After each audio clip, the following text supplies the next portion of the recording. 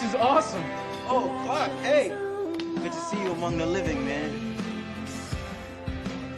Check it out. It's the latest talent mix. Thanks, Pete. Good to see you all among the living. Hello, everybody, and welcome to the Talon Mix. It is a Smallville recap podcast. I'm Brian. I'm Zach. And we watched Smallville together in... I know! That totally fucked you up. Oh, sorry. Fuck. We're gonna get it. We're gonna get it, Zach. We watched Smallville together in college, and now we're watching it together again in our 30s. Right. Zach, I'm just throwing in those. You know, I keep wanting to work on this. I got a lot of ums. I got a lot of ahs, and I keep wanting to. And I'm just going. I'm starting strong with them. Ums, ahs, Zach. We got some info on the Smallville gossip desk. Oh, yes. Yeah, I see you ruffling through some papers over there. A segment we call Talkin' Talkville. It's the Smallville podcast within our other Smallville podcast. That's right, yes. I randomly put on the latest episode of Talkville, the second best listener? Smallville podcast. No. Once in a while, I'll tune in if none of my other podcasts have new episodes available.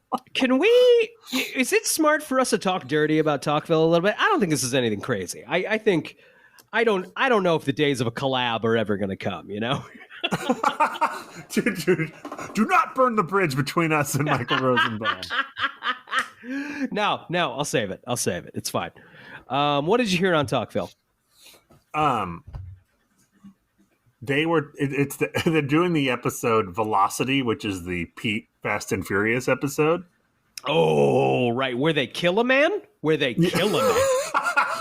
Yes, that came up. Where they talked a lot about how that is the first time Clark's ever killed someone. Just the one where Clark and Pete kill a man. And if you want to listen to the definitive take on that episode, do not listen to Talkville's episode. Listen to our episode. We might have more fun behind the scenes facts than they do. Yeah, so the episode starts off with like Pete didn't last super long on the show. How long did he last? And then Welling's like 4 or 5 seasons. No. And then the producer of the show looks it up and he's like, no, yeah, just a few more episodes left. Unbelievable. And then unbelievable. Welling says something to the effect of I'm not going to get into details, but we didn't leave happily, with the producers of the show. It was not on happy terms. And then he hinted at, there was a negotiation with the studio and that they would have given him a few more things. He might have stayed, but they didn't. And he said, well, fuck it. And he left. So he was effectively laid off, right? And that sucks. That burns. It sucks when okay, so we think this is going to be your job. Oh, we don't need this job. To me, from what I can parse from what he said throughout the episode, because they kind of hint at it a little more, is it sounds like Sam Jones III wanted more to do. Of course. And they were like, nah, we got nothing else for you to do. That would be my guess. Or maybe he was like, if I'm not going to do anything more, you need to give me more money. I don't know. But he wanted something and he wasn't getting it. And I'm sure they were relieved to not have to come up with Pete's storylines anymore. I don't think one time, and this is nothing against Sam Jones III, but I don't think one time, man, if Pete was here, this story really would have came together, Not one time on this show have we said that. He exists as Clark's sidekick and he doesn't even for get Clark to bounce exposition off of, right? And then make a joke. Right. They'd have to retool the show in order, how the show works, in order for Pete to have gotten in there in a more interesting way. And they clearly weren't interested or willing to do that. I mean, you said they pitched it to Welling as an ensemble, and maybe the original conception was more of an ensemble. I mean, I think they wanted more Whitney and Sam Jones and Chloe, and then it really becomes the Clark Lex show and Lana, obviously, but. And it is from the pilot. Just no, only Clark. Just immediately, no ensemble. There is, in fact, no ensemble now. Like, it's just Clark. These characters are now pretty established, and I'm still just like, what is even your deal, Chloe? You still aren't doing that much. No, that's why they didn't need both of them, because she's also there to bounce exposition off, and this is not a knock on Sam Jones, she's phenomenal at exposition. They're phenomenal at exposition, absolutely. She's very good at that. I still remember thinking like, oh, now Chloe's going to get to move up, and there's going to be a lot more for Chloe to do. There's more. Is there a lot more? I think, I don't know if there's more, but she gets to have more fun because she knows she's his confidant, right? That's true. She finally gets to break out of the like angry, spurned lover who he's lying to and be like confidant who gets to have fun on adventures with him occasionally. That's true. Anyway, you texted me that. I thought it was interesting. I thought it was interesting that they would bring it up in that way. Yeah, that's the one. That's one of the compliments I would give that show is that they don't shy away from that kind of stuff, given their real takes on the episodes and things. Good job, Talkville. All right, 1 point, Talkville. Yeah, second best Smallville recap podcast out there. Doesn't matter. Good job. Hey, good job, Talkville. Good job. You'll get there one day. You'll get there. I remember when we were on season 3. Yeah, wow. Oh, we were so young. I feel like I was so young when we did that. I was one child away. A crazy fucking thing that's going to make you feel older? Of course. Today on the episode, Rosenbaum says that John Schneider, when he was on the show, was 10 years younger than Michael Rosenbaum is now. No. That's what he said. Was Schneider in his... How old is Rosenbaum now? 40s? 50s? 40s. He's Near probably 50? Late 40s would be my guess. Yeah, like approaching... Michael Rosenbaum is 51 years old. Okay, yeah, so that checks out. So at the beginning of the show, I bet John Schneider was early 40s. Son of a bitch. He's got some city miles on him. He's got some Dukes of Hazzard miles on him. Wow. How old was John Glover? This is a great question. Hold on. John Glover Schneider is 79 years old today. Fuck. Yeah, his math's not wrong. John Schneider's 63, so in the beginning of the show, he was like 41 years old. Is John Schneider only 63? Wow. Wow, we're going to die someday, Zach. He's only 12 years older than Michael Rosenbaum. That's wild. Wow. I was doing some math today, feeling old, thinking about how when my daughter is old enough to watch Star Wars for the first time, it will be as old as the Wizard, or maybe older, no, as old as the Wizard of Oz was when I saw it. I mean, it's already 40 years old, man. It's an old fucking movie, dude. It's an old fucking movie. Yeah. I remember it felt old when I was watching it. I was like, oh, this movie's from so long ago. It really wasn't. Nope. Not at all. Really not at all. It's, like I said, comparing it to Wizard of Oz, which I remember watching as a kid and always enjoying when I watched it as a kid, but definitely clocked it as like, this is the oldest movie I've ever seen. This is as far back as my cinematic knowledge goes. You were enjoying it, but also you were humoring your parents a little bit. A little bit. Like, yeah, and your kids are going to do the same thing to you, man. That's great. Yeah, Circle of life. There was a universe as a younger man where I was like, it's going to be really important how I introduce my child to Star Wars. Like, she's going to give a fuck. Like, Yeah, I remember like, oh, how am I going to preserve the Darth Vader reveal to her? Yeah, right. Or to them. It's like, no, it's over, man. No, it's over. It's over. It's over. If you're still out there, like the twist, shut the fuck up. Move on. Grow up. I do want to say it's there. I just didn't. I do want to say that it's funny that Smallville, we always give it shit for casting people to play 10 years younger than, but now apparently John Schneider is playing 10 years older. Yeah, right. He was on the show. Right. Good for him. Because he's not supposed to be 42, I don't think, at the beginning of the show, is he? He's supposed to be a little older than that. Huh, how about that? That's great. How old was Mama K? Annette O'Toole. Annette Toole's got some years on John. She's got a decade on John Schneider. Wow. She's in her 70s. Yeah. She's more age appropriate for Lionel. Oh. Show's way ahead of you. Yeah, what do you know? Show's way ahead of you. Can I go on one tangent real fast? Only if it's about Taylor Swift. Oh, do I have news for you, my friend? Dude, I went and saw the Eras Tour, the Taylor Swift's theatrical release of the concert film of the tour that I think just exploded the world. Exploded the world. Yeah. Let me ask you something before you get into your story. Yeah. Are you a fan of Taylor Swift? I assume you are if you went to the concert movie. I would put myself as a check yes fan of Taylor Swift.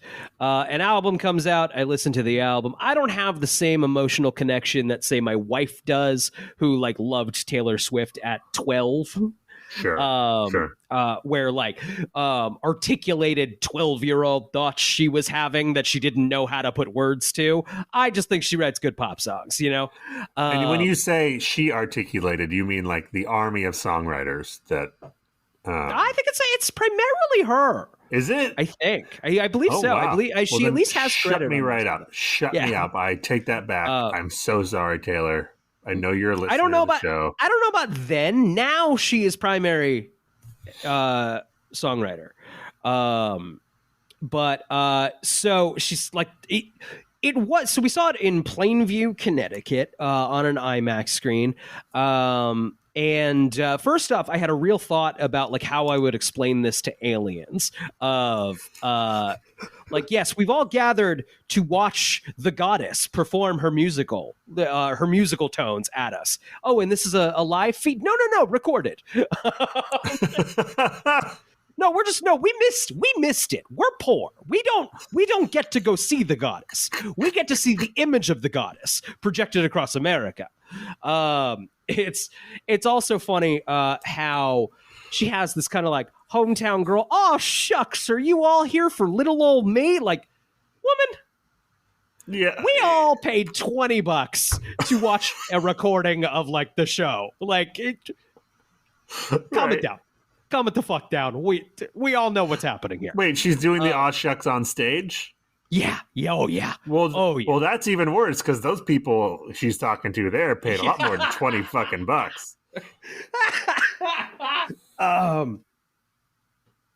Mostly what I want to talk about in this diversion is the awesome power of the IMAX. If movie theaters scare you away because of the one knock against them that I understand, which is other people. Right. Mm-hmm. I mean, aside from the good part, there's great parts of other people. Watching a comedy or a horror with other people is like really, really incredible. But man, when you have some asshole on their phone or someone having a full ass conversation, I'm even pretty forgiving of like someone just came back to the bathroom. Here's a quick catch up of what you needed. Sure. I am forgiving when it comes to talking in a movie theater, and it's still like, but once you cross that line, you're an asshole and a bad person. I will give you some leeway, but you can't. You're not in your living room. You can't. You're just not in your living room. Talk throughout the movie. I'm sorry. You have go to stop home. being in your. And there are truly people who do not understand that, and it's wild. So I gotta say, to the awesome power of the IMAX, which I gotta say, this was a cacophony of sound. There were teens on their feet the whole show. As I'm talking about like movie theater etiquette, fully accepted this would be out the window here. We're going to be like, we are walking into completely different territory. This is a concert film of the most popular fucking pop artist in the fucking world. Like, none of that etiquette applies here. No. So teens on their feet all over this theater. Can't see them. Like, effectively, if you're looking at the screen, they are beneath it. They are deep beneath it. Yeah. Full volume singing. Had no idea what was the mix of the audience singing along and what was in my theater. No fucking idea. God. So, like, obviously, if you're seeing, like, Oppenheimer on IMAX, I guess I can't say that that'll drown people out. But, man. Unbelievable. Parts of it will. Shit. I remember seeing Dark Knight Rises on IMAX, and that was like, I need to go right to the doctor afterward and get my hearing checked. Because, you know, that Hans Zimmer score in that movie is like a thundering, pounding. Yeah. But yeah, and then as far as the movie itself, I had a great time. Like I said, I'm a fan of one Taylor Swift. As a concert film, quote unquote, it's shot like the Super Bowl. You know, it's just it's not like a fucking Marty Scorsese concert film where you're seeing a band through his eyes and like why he's excited about it and why it's worth documenting. It's just like, yep, this is the show. Which, let's be real, is what everybody wanted. Nobody wants my like, let me see it through your eyes. Director of various pop concert films. Let me see what excites you about Taylor Swift. You know, for the record, just because I know she's listening, I do want to say I'm also a fan of Taylor Swift. That last album was fucking fire. Fucking phenomenal. So good. What's your favorite era, Zach? I mean, I was going to say I'm definitely more into the more recent stuff because for the first 10, 15 years of her career, it was like this. You were like team Taylor Swift or team Katy Perry. And I was full on Katy Perry's team. That music that she was making at the time was way more my speed than most of the Taylor Swift stuff. But then suddenly one day, like Kaiser Soze, Katy Perry was gone. Yeah. And then Taylor Swift just got better, in my opinion. And so now I'm full on Team Taylor because there's no other team. There's no other team. She's killing it. She's killing it. I hopped on around 1989. That when that album came out, I was like, "What the fuck is this?" Yeah, that was good. Yeah, I was gonna say that was the first time where I was like, oh, "Okay, I see, I get it." I think that's what a lot of white boys did. Of like, "Oh, were we dumb?" Right? Yeah. We maybe outstick the L on this one, because of course I had the like Taylor Swift is annoying and for girls, so that makes it bad. Right. There might be some maturing also that was happening. Yeah. At the same time. Right. I do wonder, and I don't know much about her personality or her personal life. I do wonder what this amount of stardom and success possibly can do to a person. I also exist under she's a crazy person because you have to be. You have right, yeah, to be, exactly. Right? I was going to say I don't have evidence, but I just assume she's out of her mind to be. I don't think you can withstand this kind of who the fuck could be like, I want to make a 3-hour musical, one-woman musical about my career, about my little thoughts, about my little shower thoughts and my boyfriends and like general thoughts on like, and we all went, yeah, I'll pay $20 for that. Yeah. All right. The movie made hundreds of millions of dollars. Just we all went, yeah, we do want to see that, please. Thank you. That's insane. That's insane. You have to be. It's also like I think truly deep down she believes the Taylor Swift lore. You know, fans of anything can be a little nuts. But like the way she caters to them, it was one music video has like koi swimming in the background, koi fish. And the fans figured out that like National Koi Fish Day is this date. She must be releasing an album on that date. She did, Zach. She did. But she did because they said that, or they just figured Unclear. it out? Unclear.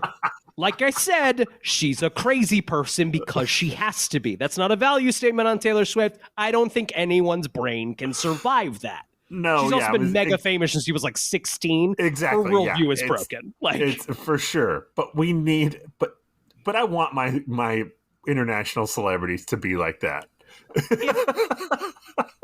If she's just like, yeah, no. If I think that's a fantastic point. It would be disappointing if she was like, yeah, no, I go home and I would like watch Netflix. It's fine. It's like when George Bush was president, and everyone was like, it's really good to have like just an ordinary dude as president. And I was like, no, it's not. What do you mean? No, we don't want that.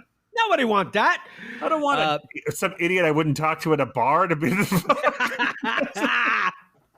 Being a little crazy is what makes you a legend, you know? For sure, yes. You have to be crazy enough to be like, yeah, 3 hours, just me. I mean, some backup dancers, of course, and some very elaborate sets, but like 3 hours, and I'm just going to sing my little songs. That's nuts. It also is a wild athletic feat. Let's be clear here. Oh, yeah. That is. I don't mean, honestly, I don't mean, I could never. Could never. Her day must be like wake up, exercise, write songs, exercise, practice, exercise, practice more. I assume it's the kind of thing where she doesn't feel alive if she's not like outputting a certain amount. You know what I mean? Oh, yeah, like, for that sure. Level of broken, like kind of needs it in a dark, unhealthy I mean, but if way. you're going to be broken in a way that is productive. Yeah, right? I'm just saying, I wish I could be that broken. Yeah, shit. All we do is watch Smallville and record podcasts. One day we'll get the 3-hour stadium show, Zach. One day. And we'll just talk about Smallville. Zach, this week, with that, we watched Hypnotic. It's the 16th episode in the 5th season of Smallville. I just burped directly into the microphone. 16th episode in the 5th season of Smallville. It is the 104th episode overall. It aired on March 30th, 2006. Just coughing. Just having a good Taylor time Swift over here. has never burped or coughed into a microphone in her entire career. True. I'm telling I you bet right that's now. true. I fully believe you because she's a fucking professional and I'm a goblin in my little office screaming while my wife tries to sleep.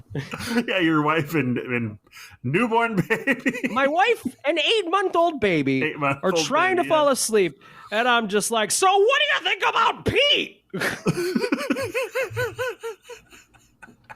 Two Sam Adams deep screaming about Pete. That's what makes us the best at this, Brian. That's what makes us the best. That's it. Because you want it a little crazy. You want it a little right. goblin-y. Yeah, you want your Smallville podcasters to really be pathetic. You don't want... Here's the thing about Talkville. They think they're a little too good for this. Right. Not us, baby. Exactly. Not us, baby. Exactly. You know what? They're right. wrong, baby. They're right. They are millionaire TV and sometimes movie stars. They are too cool for it. We're not. I'm telling you right now, I'm not too cool. No. I'm 37. No. I'm talking about Smallville. I'm not too cool for this. Nope. Our ambitions are just, I get to hang out with my bud. That's right. Every now and again, you get hey, how's that podcast of yours going? By the way, Taylor, I know you're listening. 37, single, 6'5". I know you like the tall guys. You've said it. You've had many lyrics about it in your songs. There you go. I'm 6'5". Okay, great. There you go. You just have to compete with Travis Kelce right now. Oh fuck yeah, that guy's big. You got to fight Travis Kelce. No, never mind. I withdraw. I forgot you were seeing someone. I'm sorry. I'm not trying to get in between anything. That's all right. Just, put it in there. Put it in there. Yeah. Here's the thing about Taylor Swift's dating life before we get into Smallville. At any point, this is to Travis Kelce, who I know is listening.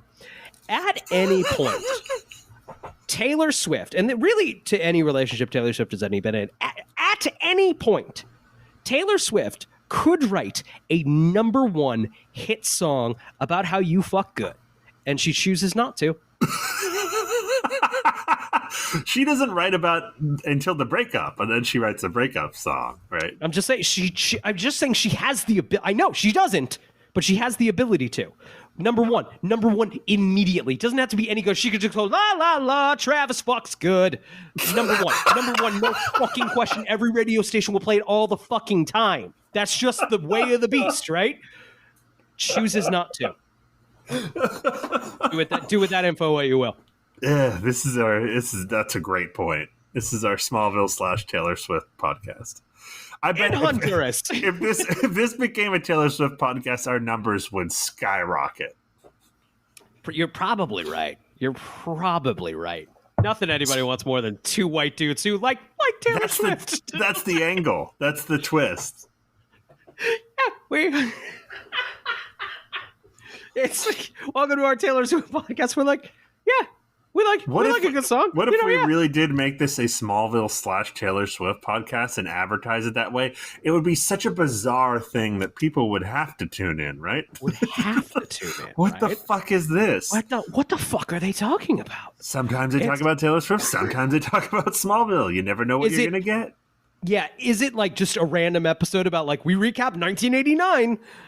Or we just talk about Taylor Swift news every once in a while. Like, oh yeah. Also, sometimes we just do a Taylor Swift episode. Don't ask. It's a half Taylor Swift podcast. Taylor Swift update at the beginning of our Smallville podcast. Yeah, don't worry about it. It makes sense. Let's workshop this. Let's investigate. Yeah. We'll talk about Smallville for now, but we'll be thinking about Taylor Swift the entire time. We got a blank space, baby. We'll write your name. Hey. In Honduras, men in hazardous material. I'm, of course, reading directly from the Smallville wiki, smallville.fandom.com. For the last time, in Honduras, men in hazardous material suits enter a hut full of bloody bodies. They begin to collect blood samples when Milton Fine enters, the return of Mr. James Marsters. He's wearing no protective equipment. He kills the men and takes the blood sample before he sets the hut on fire with heat vision. Fun to see James Marsters again. I still think Brainiac has been largely underutilized in the show. I think there's more fun potential here, but it's good to see him again. Yeah, and also a good performance by Vancouver as Honduras. Yes, wow, good job. Is Vancouver going to be MVP this season? I mean, oftentimes Vancouver doubles for places and doesn't look at all like them, but they did pretty good job with the Honduras. Pretty good. Yeah. Just on the beach near Stanley Park, not too shabby. Right. Just blur out what kind of trees they are, get a few area appropriate trees and just decorate the nearby set with them. Don't show the tops of the trees in the background. Yeah, I bet for a set decorator and set designer, that's a fun job of like we got Vancouver. Right. I'm sure it also leans towards Honduras. You sure you meant to write Honduras?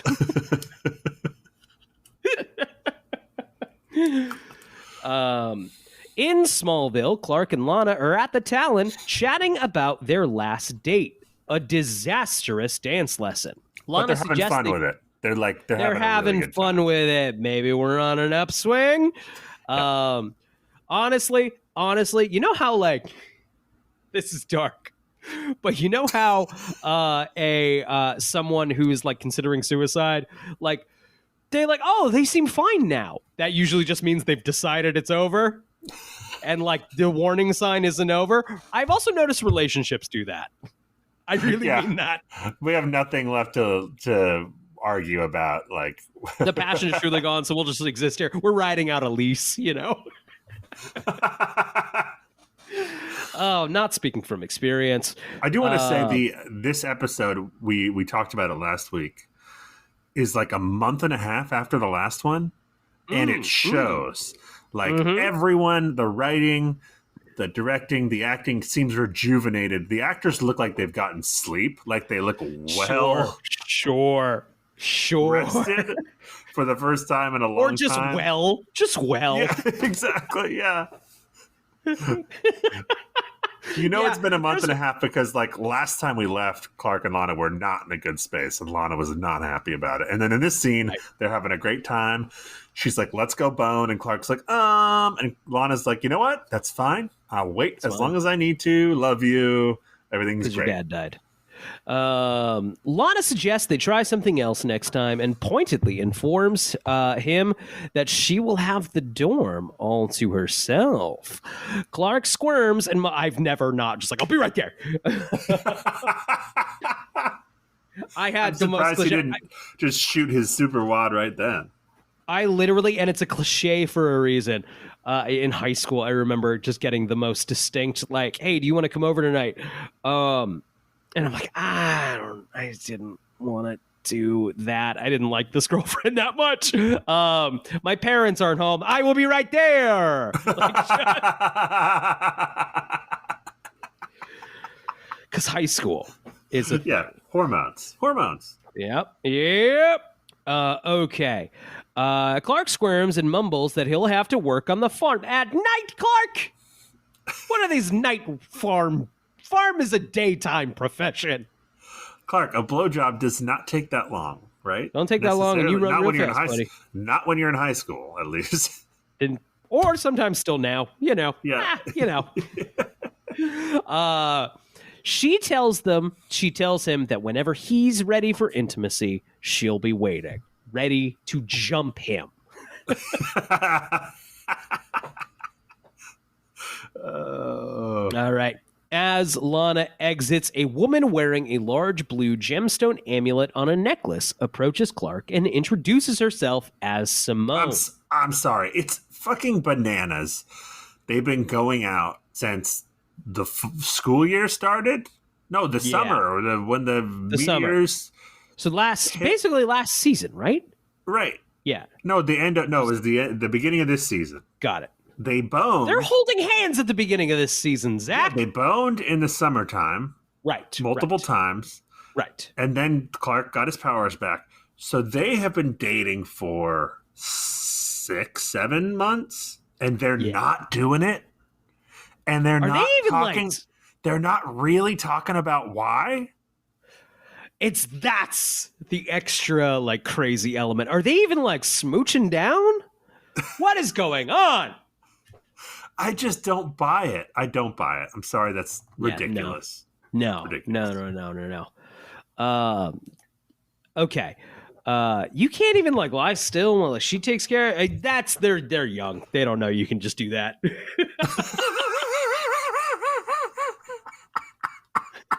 Listen. At some point, you start to get old. You start to get married. You're like, I don't know. We'll just like take care. We'll just take care of it.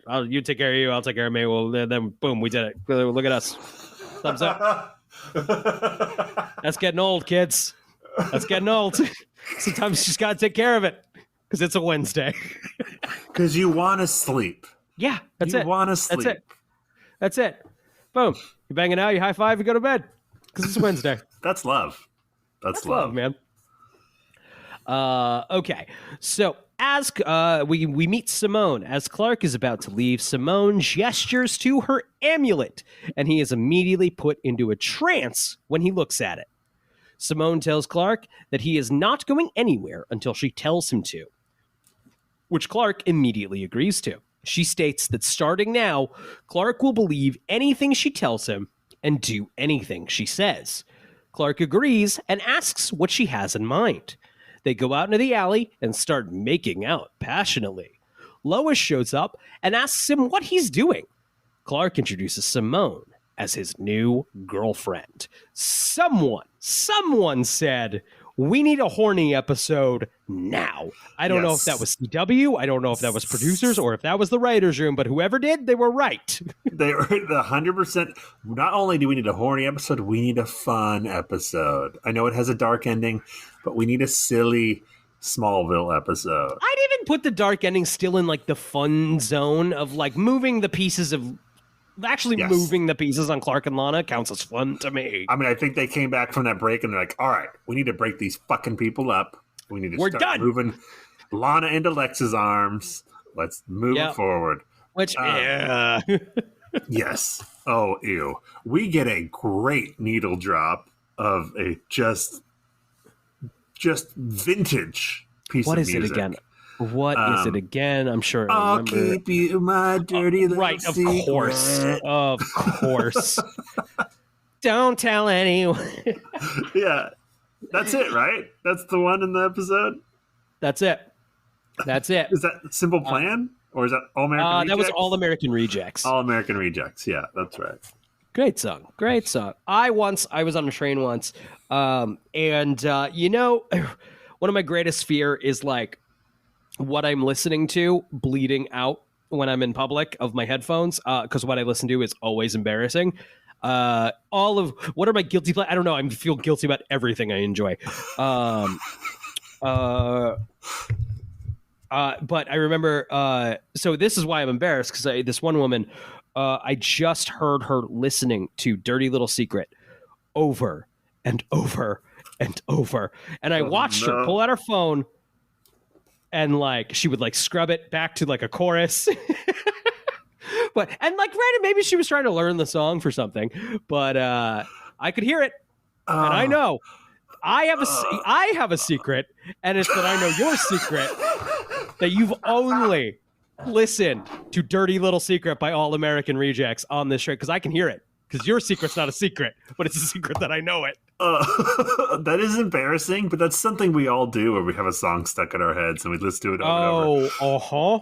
But that's embarrassing when someone else hears you, because you feel like no one can know. No, it's an obsession. It's unhealthy. You could I would let you look at my browser history before I let you look at my Spotify, like most played. Humiliating.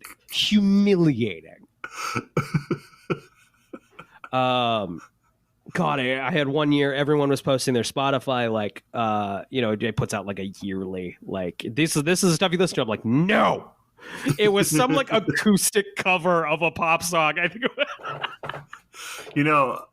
A lot of people put that information on their dating profile, their Spotify stuff.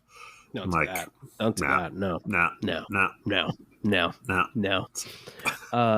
No. Okay. So Clark has introduced Simone as his new girlfriend to Lois. Lex has summoned Lana to the Luther mansion. He tells her that he thinks Professor Fine's disappearance is connected to the simultaneous disappearance of the ship he was storing. She correctly guesses that Lex intends to go to Honduras to look for him. She wants to go, but Lex says he doesn't want to put her in danger. Why did you call her to the mansion, Lex? Lana, come to the mansion. All right, I gotta go. I'm going to Honduras later. Did he call her there, or did she was stopping on her way out of town? It says Lex has summoned Lana. The wiki's not always right on those little details. You're right. I think he's like, I wanted to tell you this, but you can't come. You can't come. You just gotta know. It could be dangerous. Surely in the car. I care about you in an inappropriate way. In an inappropriate way, but it's fine now. She's out of high school. She's a legal adult now. It's still fucking creepy. It may not be inappropriate. It's just creepy now. Now it's just creepy. It's creepy. It's legal. It's creepy apart from that stuff. It's just creepy in that she has a boyfriend. He's her friend, and he's like, I care about you. I care about you so much. I care about you. You have no idea. I hope Clark appreciates you. That's things. I'm so glad you're out of high school, Lana. I care about you. Gross. Okay, Clark takes Simone to the farm and gives her a piece of his mother's homemade pie. She says she needs champagne to go with it, and he super speeds away and returns with a bottle seconds later. I lost my place, I hit the space bar, and that apparently sends me tumbling down the page. No, I don't know if that's a good function for the spacebar to have. Just whip me to a different part of the page. I want to go to a random spot on this screen. Just somewhere else is fine, thanks. When Simone asks where he got it from, he tells her it came from Metropolis. When Simone asks how that is possible, Clark simply says he can run really fast. She tests him by asking him for some chocolate-covered strawberries. Clark once again uses his super speed to pick up some for her, disappearing and then reappearing in a blur. Simone is intrigued and suggests it's time to tell his girlfriend about their relationship. She orders him to call Lana and tells her to come over. Lois tells Chloe about what she saw, but Chloe is skeptical. She thinks something is up and asks Lois not to say anything until she finds out what's going on. What fucking rock Clark touched this time that makes him horny? Oh no, it's horny kryptonite. Oh, not the horny kryptonite. I mean, Lana might want to get her hands on some of that. We both just did like Groucho Marx, like.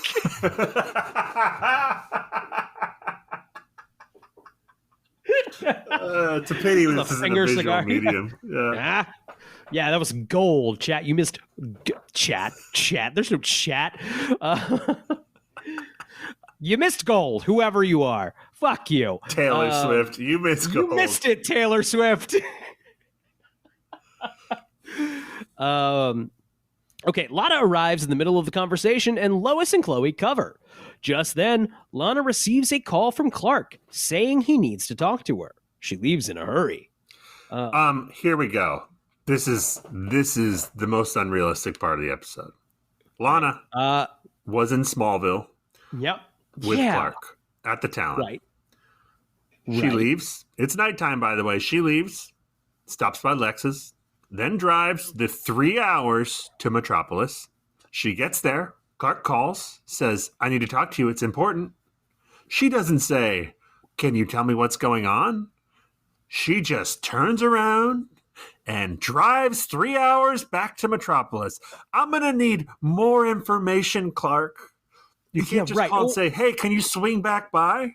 Hey, just get in the car, swing on back by. On your way, doing circles from Smallville to Metropolis. He could be like, no, I can't. It's an absolute emergency. But she needs to be at least push a little bit. Be like, no, I'm tired. I just drove for 3 hours. What is going on?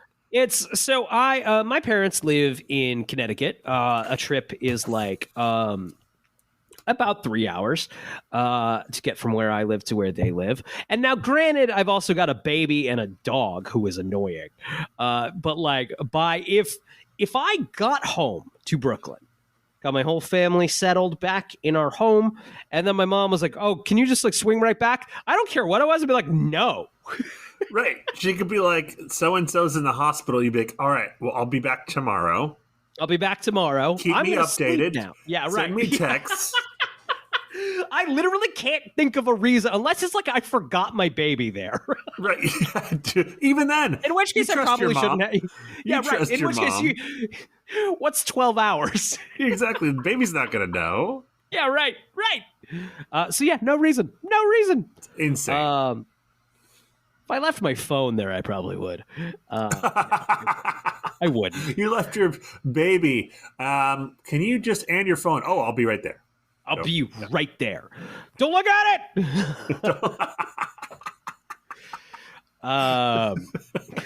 Don't look at my Spotify. Yeah. Oh, I don't care about the porn. No, the Spotify. No. It's embarrassing. Simone takes Clark up to his loft and asks him what else he can do.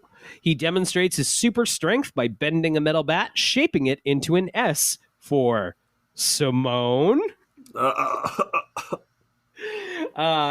She comments how she always dreamed of meeting her knight in shining armor, and the two begin to kiss passionately. She orders him to remove his shirt, which he does. He then asks her to do the same. After she does, she orders him to take off the rest of his clothes. Thank you for this beat by beat of like how sex usually works. I don't think Clark at any point says, hey, I might kill you when we do it. I do think he does. There's I remember this. As he is removing his pants, he admits he is afraid he will injure her with his powers. But Simone declares that she is willing to take that chance. Yeah, I'm willing to get murdered by that dick right now. Whatever you gotta do with that dick. Like, if Lana said that, he would be like, no, I still don't. But with her, he's like, yeah, all right, sure. All right. If you're willing. She signed the waiver, Lana. She signed the waiver. I haven't presented you the waiver, but, you know. Because I can't tell you about my powers. The two begin to once again kiss passionately, and Clark removes her pants. With both of them now in their underwear, she tells Clark to make love to her. That was a weird line. That's always a weird line. Make love? Yeah. I've never said that. Who says that?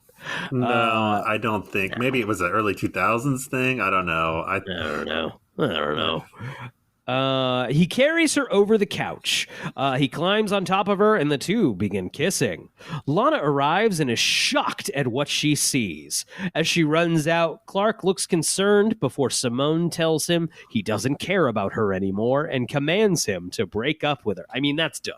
But do the gentlemanly thing now, Clark. Lana leaves in tears, and Clark, after putting his pants back on, follows her. Thank you for qualifying that, Wiki. He says he's fallen in love with someone else, and Lana is heartbroken. That's where we get a classic Lana line of like, "This is why you didn't want to be together tonight." Make love, be together. Come on. Fuck down. Fuck down. On CW, 8 o'clock. Say fuck down. This is why you didn't want to bone me.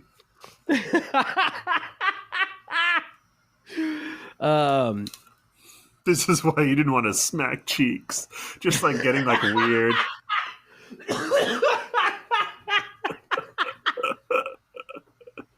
This is why you didn't want to do the nasty.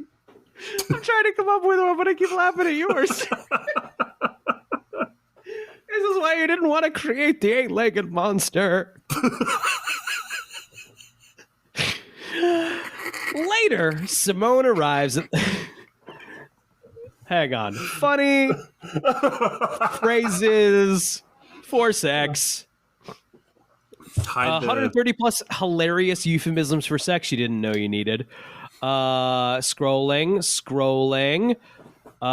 Please stop giving me this ad. You've got a 15% off your first per X. Here's the X. Just let me read the website. Make the beast with two backs. Give a girl a green gown. Shaking of the sheets. A Morris Congress. Shoot twixt wind and water. This is why you didn't want to knock boots with me. This is why you didn't want to flop in the hay with me. Zach, I'm going to read 10 of them. I'm going to read 10 rapid fire, and I want you to choose one to perform. Guess what? Okay. They're all crazy. Have your corn ground. Horizontal refreshment. Make whoopee. Take a roll in the hay. Do the deed of darkness. Grow a trout in a peculiar river. Give one's arse a salad. This is why you didn't want to do the deed of darkness with me.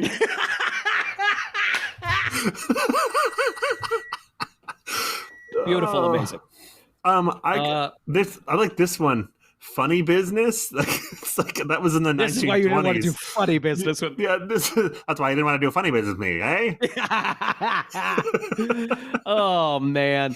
What is chimney? What is chimney? Is one of them. Chimney. Is that like? Do you want to make chimney? Do you want to have chimney? I think the dick is the chimney. What is a bit of how's your father? Oh, wow. This is why you didn't want to do a bit of how's your father with me. My father's dead, Lana. My father's dead. Under this list of the weird and the wonderful, I've got bumping uglies, matrimonial polka, horizontal tango, conquer the pink fortress. Yuck! 2-person This is why push-ups. you didn't want to conquer my pink fortress. Gross. No, everyone's gone now. This just gonna be cratering. Zach, listen to this. Assault with a friendly weapon.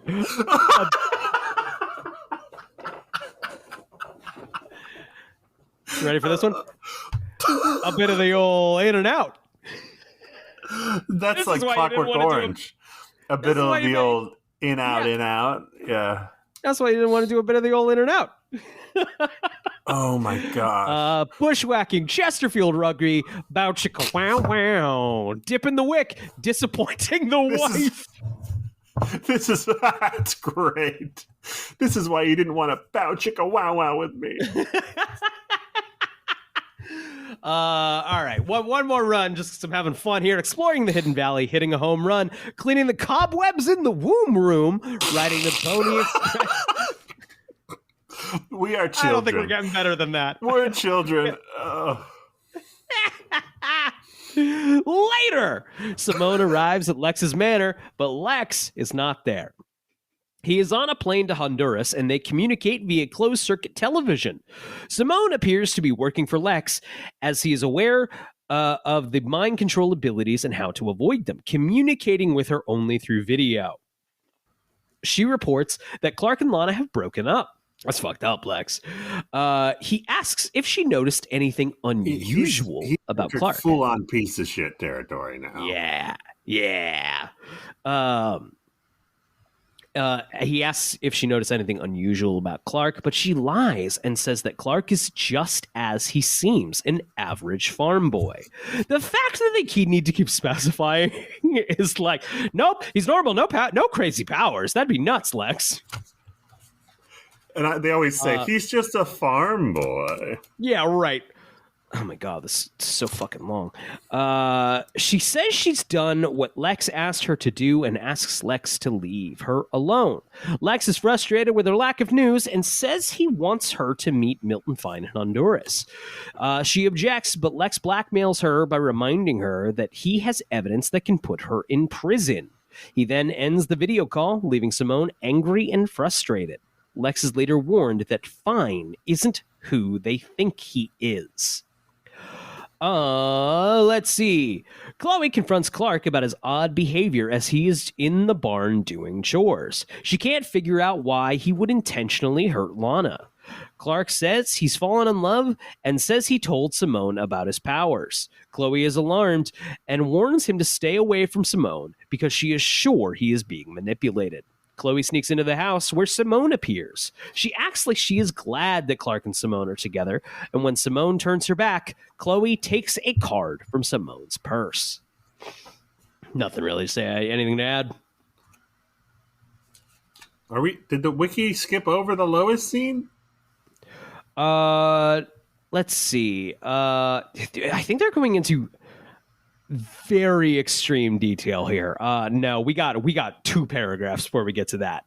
Okay. So Lex arrives in Honduras and meets Fine. Fine claims he's been leaving clues for Lex to follow. Lex reveals he knows that Fine is a government operative working to convert a branch of the State Department. He asks why he was pretending to be a college professor, and Fine says he was investigating an extraterrestrial presence in Smallville. He says he knows about the ship that during the meteor shower, and he believes Luthor took it. Lex thinks Fine knows the ship is in Honduras. Fine talks to the villagers to confirm they have seen a ship. He tells him that the main witness was incinerated and that he and Luthor need to work together to prevent a catastrophe from a possible event. None of this is true. Right. Lex is like, I know your secret, and then Fine is like ready to kill him. Right. But then Lex is like, you're a secret agent. And Fine's like, oh, okay, he still doesn't know what the fuck's going on. So I'll let him live. Great. Yeah. That could have been what was in the wiki instead of that. Little verbose there, wiki. We like it a little. We can't be reading long paragraphs. We got to spend our time reading euphemisms for sex. Right.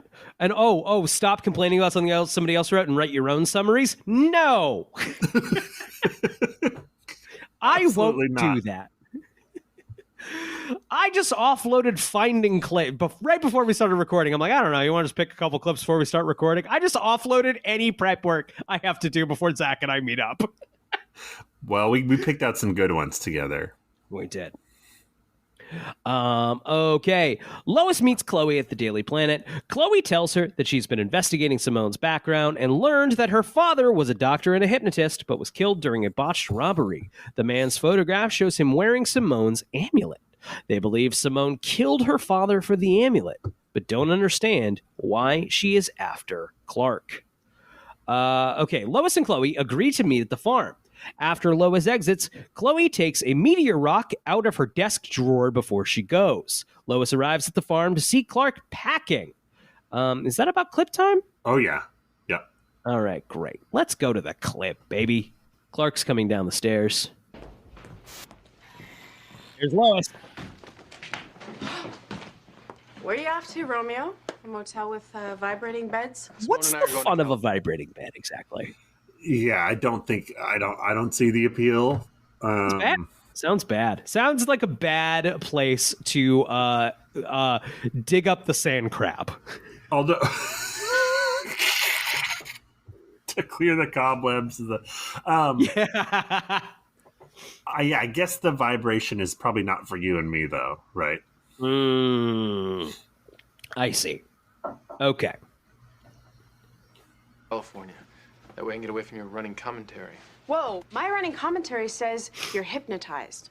Now, Clark, you need to drop your suitcase because you're not going anywhere. I'm asking you nicely. Step aside. Look, I didn't want to have to do this, but if necessary, I'm going to have to take you down. Every time Clark gets to play not Clark, he knocks it out of the park, full home run. Yes, Tom Welling. When he gets to have fun, it's great. Also, let him have fun. When he gets to have fun with Erica Durance, it's even better. 100%. Okay, so we see fun chemistry together. Wonderful. We see Simone walk in from the doorway over Lois's shoulder. See, we have a visitor. I suggest you turn your boy toy back to normal before I reach over and rip out those pearly white teeth of yours. Clark, be 11, knock her out. Yeah, right. It's very good. Is that has to be a concussion? Yeah, that's 100% a concussion. Clark just flicks his finger on the side of her head. And Clovis goes down. It's very fun. I think he's done that one other time in the show where he'd maybe Lex or something. I've seen that before. He just did a tap and knocked him out. It's very funny.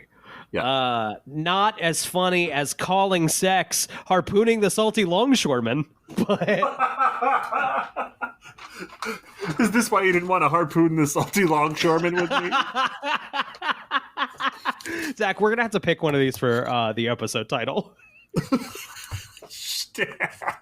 Dang, okay. Yeah, you're right. All right. Okay, so Clark just knocked Lois out. Martha walks in. Oh my God, what happened? He could have caught her. Mrs. Kim? She's still going to hit her head on the ground. Yeah, right. Whatever it takes to stop her from following us. Simone hypnotizes Martha. Where are you off to? We're leaving Smallville. Forever. And you couldn't be more thrilled. You won't miss Clark one bit. Well, then you two have a wonderful time. Better go. Okay, bye. Oh, and we have to make one quick pit stop at the Luthor Mansion. I need you to do me a favor. Whatever you need. Clark, you're gonna kill Lex Luthor. He's a dead man. It's so good. It's so good. I don't know if it plays over audio, but what's fun is they cut. So you're going to kill Lex Luthor. They cut to Tom Welling's face with the dun-dun, and he's got a bit of a serious face on. The Clark, wait, we can't do that. Then he switches over to just that goofy smile. He's a dead man. It's so good. Yeah, it's no problem, babe. No problem, babe. Oh. That, Rating kill MVP. Lex Luthor, Killing Lex Luthor, that's as easy as jamming the clam, baby.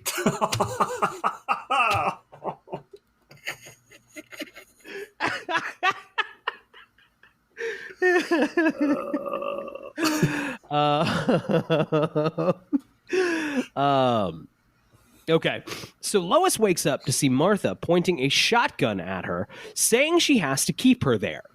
Chloe arrives and knocks Martha out. Concussion. Yep. Lois remembers that they were going to stop at the Luthor mansion. But Chloe leaves without her. How would Lois know that? Wait, one more time? Okay, so Lois remembers that they were going to stop by the Luthor mansion. She already got flicked in the temple. Ooh, that's Or true. Simone was like, I guess she was maybe coming in and out. It wasn't like a full cold sleep, you know? But like, a little dicey. Mm-hmm. It is fun when she wakes up and Martha's got a shotgun on her and is like, super fun. Yeah. Super fun. Okay. Chloe leaves without her. When Clark and Simone arrive at the mansion, Clark beats Lex up while Lex tries to explain that Simone has been controlling him. Lex reveals that he has video evidence that Simone killed her father, but Simone still has control of Clark and commands him not to believe Lex. Chloe arrives while Clark is choking the life out of Lex. She sneaks the meteor rock into Clark's pocket and he crumples onto the floor incapacitated. Lex grabs a gun. Hold on, you're missing the best part. When Clark comes in, he tosses Lex across the room. And Lex is like, Clark, you're clearly being hypnotized. How else could you explain it? How you threw me across the room? Lex wouldn't be like, hey, how did you throw me across the room? Right. It must have been the hypnotism. You know, like that's what the high school or the hypnotist who comes to like your high school graduation party. He makes you throw people across the room. Have you ever been hypnotized? Nope. Have you? No, not significantly. I did the one of said stage hypnotists did a couple things to like the audience, and I follow along with those, and all of those happen to me. Explains like put your fingers apart, and then as I say so, pretend like they're magnets, and like sure enough, son of a bitch. Really? Yeah. I've also done a couple like you can just find them for free on Spotify or as podcasts, like sleep hypnotism or like relax hypnotisms, and yeah, son of a bitch. Not all they don't always like work all the time, but sometimes if I really like. But you didn't throw someone across the room? Not yet. I haven't found that one on Spotify, Zach. And if you did, you'd be too embarrassed to show it to me. That's it. I do wonder how much of like, and I do think this is largely the case, how much of hypnotism, which is only, there's nothing magic about it, it's just literally the power of suggestion, right? How much of like a stage hypnotism show is just kind of permission to like fuck around, you know, and goof it up and be a ham? I think there's a little bit of, I'm sure there's something happening, don't get me wrong, but it's too much of a thing for enough people to be like, yeah, nothing was happening there. But you just get to be the center of attention and like ham it up and be a fucking dog or whatever. Yeah. I'm sure that's part of it. Part of it. Okay. Okay. So Chloe struggles to get the gun away. Blah, blah, blah, blah, blah. Choking the life out of Lex. Lex grabs a gun, but Simone commands him to shoot Chloe and then himself. Dark. Fucked up. Chloe struggles to get the gun away, but in the fight, the gun goes off and hits Simone directly through the amulet and into her chest. Chloe removes the kryptonite, and Clark and Lex are restored to normal. Clark, you were hypnotized, and you had super mega strength. Clark meets Chloe at the planet, and Chloe thinks Clark and Lana will easily make up when he explains what happened. Clark admits that he and Lana needed to break up because he feels like he only causes her pain. Later at the barn, Lana arrives and she says that Clark was not in control, and she knows Clark was not in control of his actions. The way she says this, A, it's daggers. But then it's like, it's also with the tone of like, yeah, that happens around. Yeah, you were being hypnotized into doing some sex stuff. Like, you've technically been date raped, actually. If we're going to get down to it, you've been date raped. I mean, don't we have that line in the clip that we have? Perhaps we do. Oh, you're right. We do have a clip. Let's go to that instead.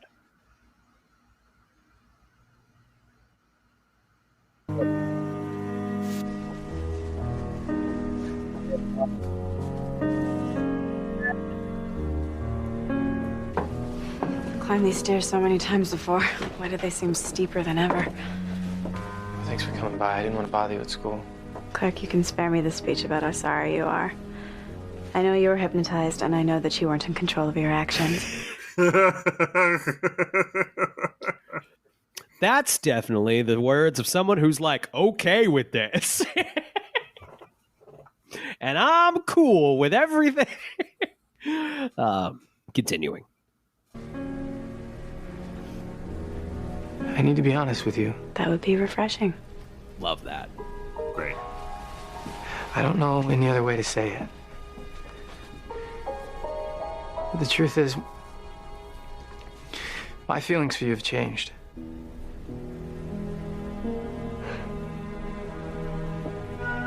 Clark, I want you to look me in the eye and tell me that you don't love me.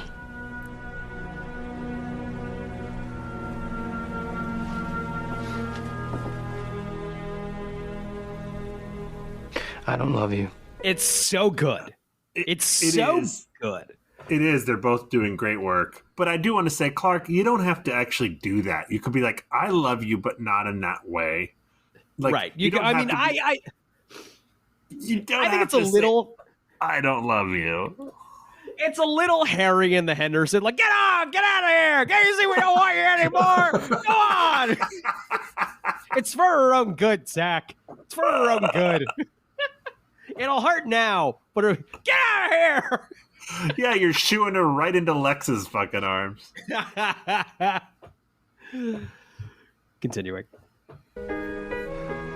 Kristen Cook's very good at hurt. Very good wounded Bambi eyes. I'm sure she's good at other stuff. She just didn't get really much of an opportunity to do much of it on the show. But she's nailed the wounded Bambi eyes. Yeah. Yep. I have waited for you to grow up, to get over whatever hang-ups you may have. I never meant to hurt you. I don't want another Clark Kent apology.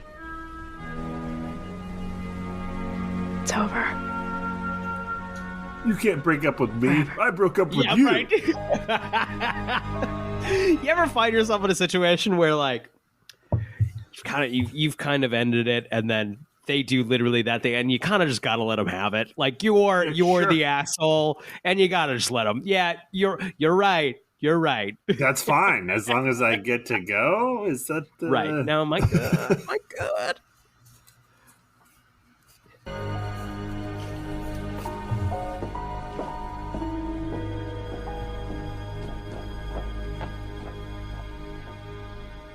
We end on sad Tom Welling.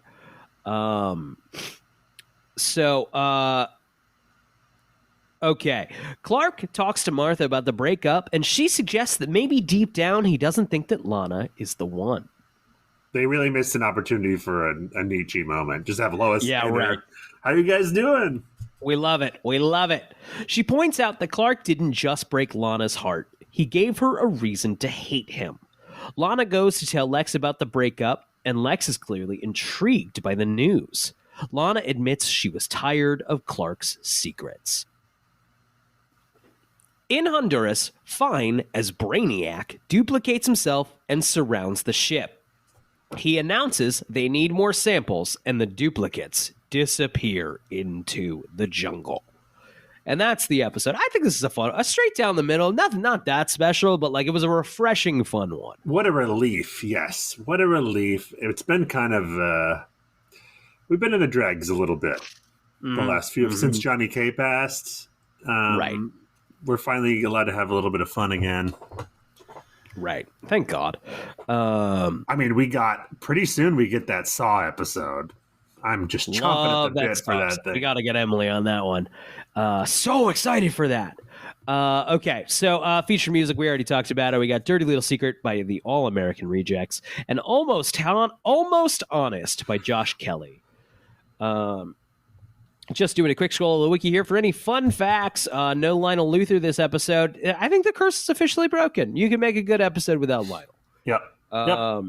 Okay, this episode's original airing contained a dedication to Dana Reeve, who passed away March 6, 2006, along with a URL for the Christopher and Dana Reeve Foundation. This episode had 2 deleted scenes on the season 5 DVD set. In the first, Simone persuades a police officer that she wasn't speeding. In the second, I was probably introducing Simone earlier in the episode to like introduce the powers.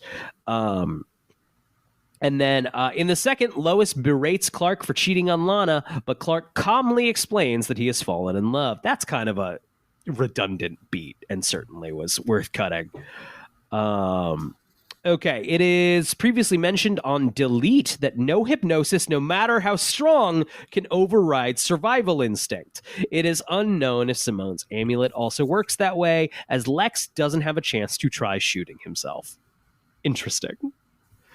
And well, that seems to be it.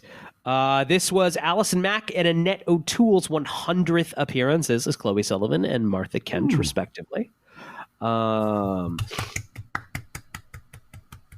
guess that's about it. Good episode. Yeah. Good episode. Yeah. I'm just desperately scanning for anything interesting. Nope, just down the middle, nothing crazy. Thank you for listening to the Talon Mix, everybody. We'll be back next week with our Halloween episode. The routinely... Oh, yeah, that's right, yeah. The routinely least listened to episode of this podcast, which makes me all the prouder of it, you know? Like, I will say...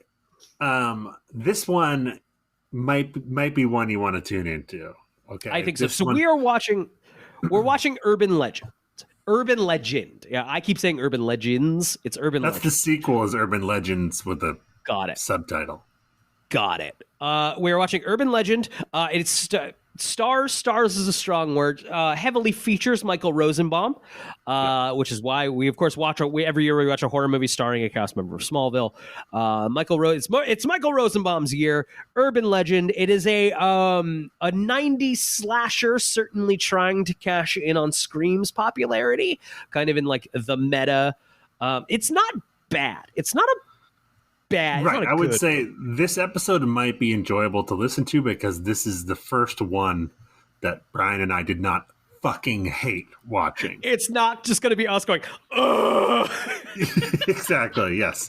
Also, it does feature a lot of WB mainstays in it. Yes. It is very of the era. Very fun to talk about. Yeah. I think, yes, next week is going to be a lot of fun. If you want to watch the movie, it is currently available, at least in the United States. I can't speak for anywhere else. It is available on Tubi, which is free. It has ads on it, but I think Zach and I will both agree they're not oppressive. No, we don't get sponsored by Tubi, but we should because we love it and we talk about it all the time. Tubi, go Tubi. Go Tubi. So check it out. Watch Urban Legends and join us next week for the spooky, the Halloween spooktacular. Zach, I forgot the important stuff. Hey, we got a link in the description. It leads to our Patreon if you're so inclined. We got some bonus stuff coming up there if you want to give us your hard-earned money bucks.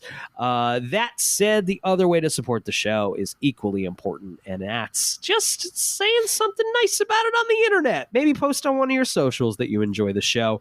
No one's talking about us on Reddit. Every now and again, I give a little look on like one of the Smallville subreddits. Like, has anyone mentioned our show? Has anyone? Oh, here's a big thread of Smallville podcasts. Does ours come up?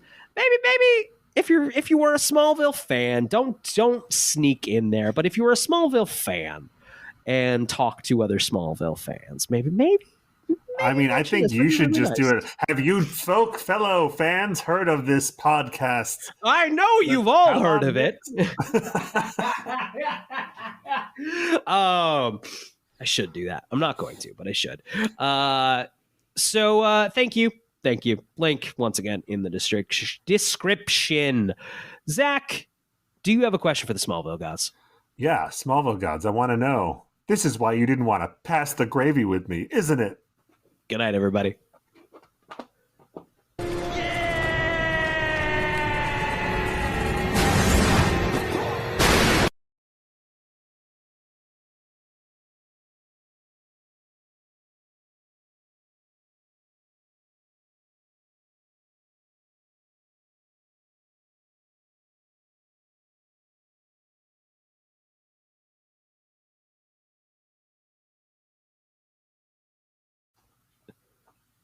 I'm going to read this whole list of G-rated terms now. This is for the after. The after. Someone's hanging on. Like, why is there still a couple of seconds left on this?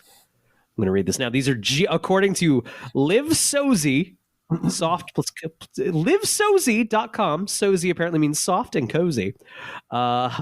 Here's G-rated terms for sex. Testing the mattress, making faces, doing the monster mash, the no pants dance. The no pants dance, a trip to Pound Town. I don't know if that's G-rated. Yeah. You wouldn't hear that in The Lion King. No, that's PG-13. Checking the oil, sweeping the chimney. I thought the dick was the chimney, but in this it seems like the vaginal canal is the chimney. Yeah. Rumpy pumpy. I don't like that. This is what you didn't want to rumpy pumpy with me.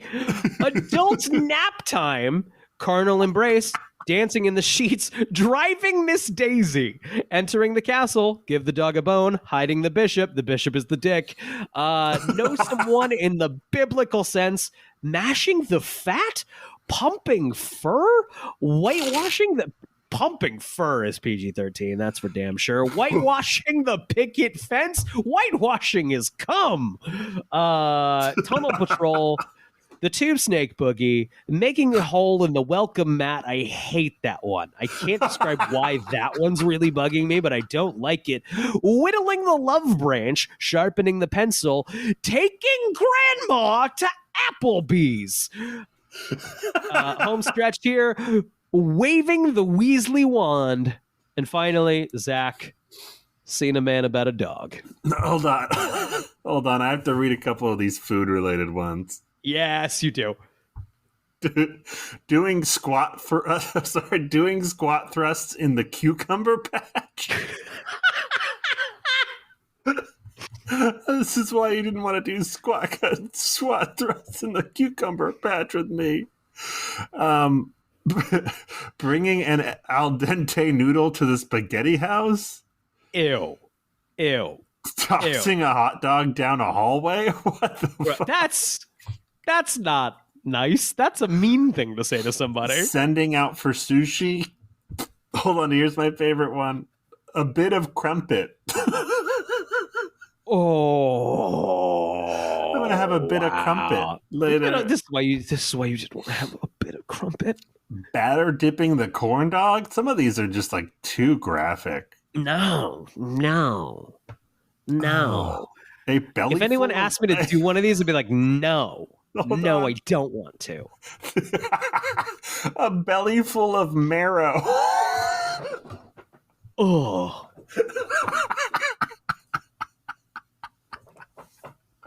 Ugh. Oh, these are disgusting.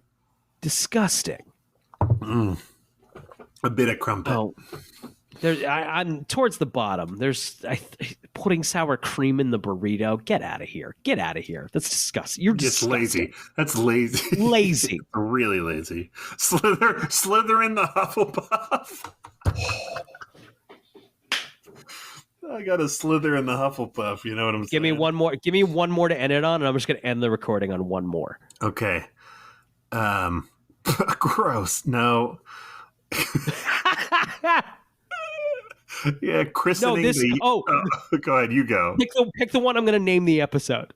It can be one we've done so no. far if you want. Pick the one I'm naming the episode after.